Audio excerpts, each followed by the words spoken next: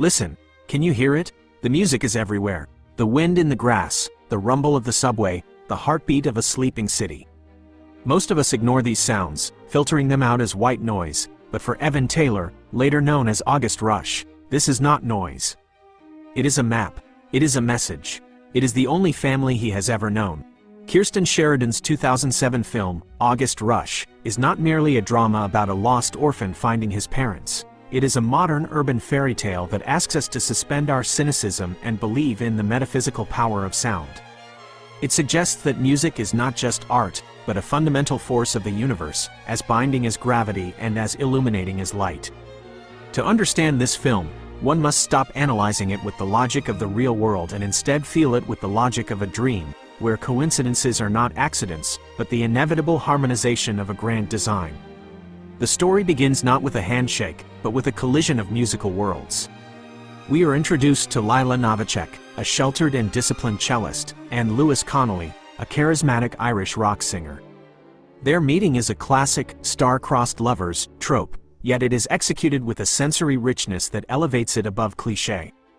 They meet on a rooftop in New York City, drawn together by a shared sound, a melody that seems to hang in the air above Washington Square Park. When they spend that single, magical night together, the film establishes its central thesis, that love and music are identical frequencies. They are two instruments tuning to one another. However, the cruelty of circumstance, a controlling father and a misunderstanding, tears them apart. Lila is pregnant, then struck by a car, and told her baby died. Lewis, heartbroken, abandons his music. The separation is total. Silence falls upon their lives. But silence, the film argues, is just a pause before the crescendo. 11 years later, the film shifts its gaze to a boy's home, where Evan Taylor resides. He is a boy who does not just hear music, he channels it. He is mocked by the other boys for his belief that his parents are out there, communicating with him through the ether. This is where the film's unique stylistic voice truly emerges. The sound design becomes a character in itself.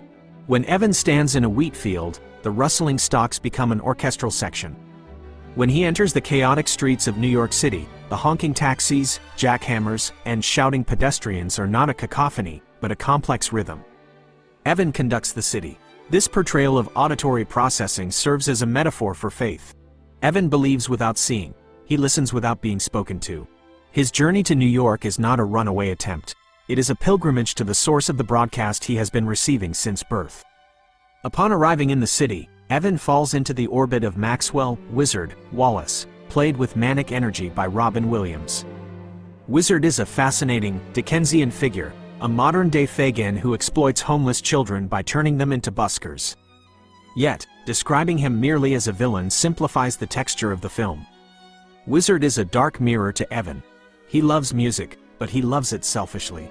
He sees music as a currency, a way to control and manipulate, whereas Evan sees it as connection and truth.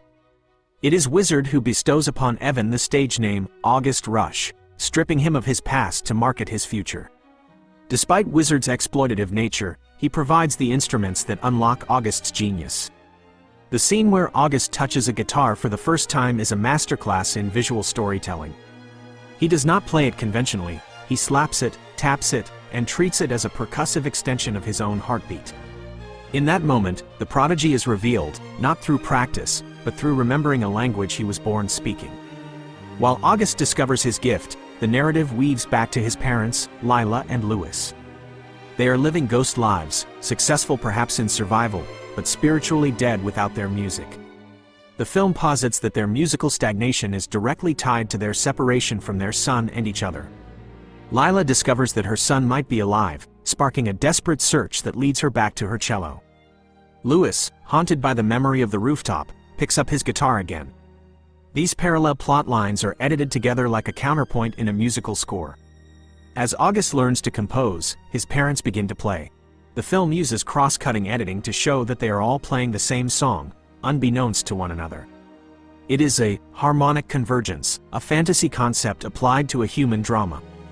The skepticism of the viewer is challenged here. We are asked to accept that a mother's intuition is a literal force and that a father's love can break through years of bitterness. August's talent eventually propels him out of Wizard's grasp and into the halls of Juilliard, the prestigious music conservatory.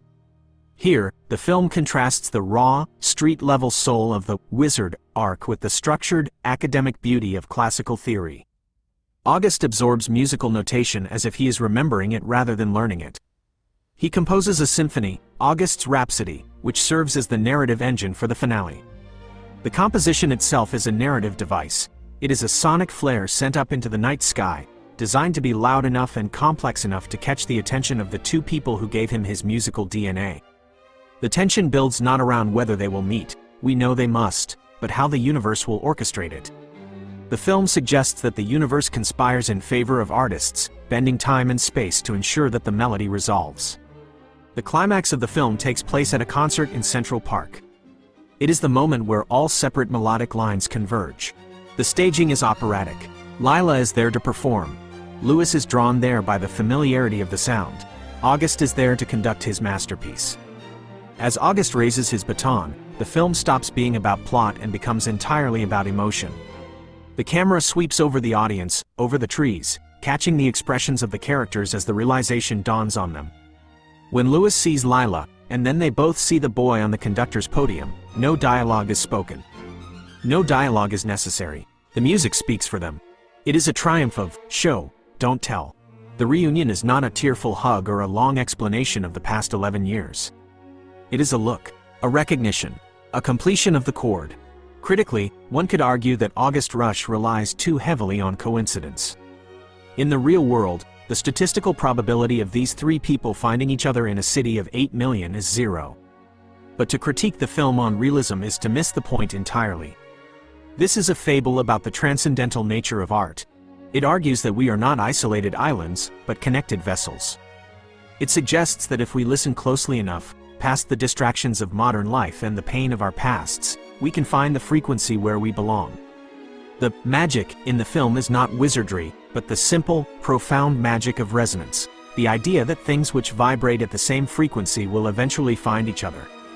Ultimately, August Rush is a cinematic love letter to the power of music to heal the broken architecture of a family. It portrays the child not just as the biological offspring of his parents, but as the physical manifestation of the love they shared on that one night. He is their song made flesh. When the movie ends, it does not offer a montage of their future life together as a happy family. It ends on the moment of connection, the moment the music stops and the eyes meet.